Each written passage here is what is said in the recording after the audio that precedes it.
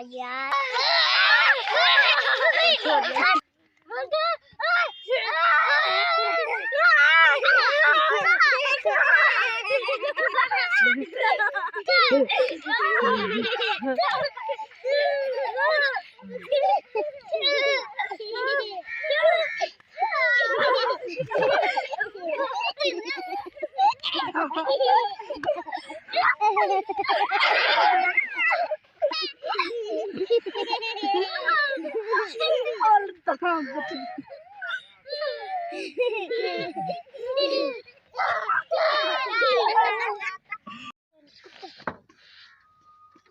video बना रहे हैं ऐसे बालों की वीडियो बना रहे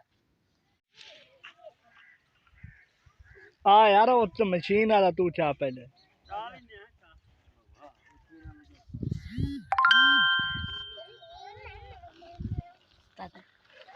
मशीन वाला ना तुम चलाना पहले उसके बाद वेला वे धुआं निकल जोड़ दिए ही काट ला मशीन वाला चाल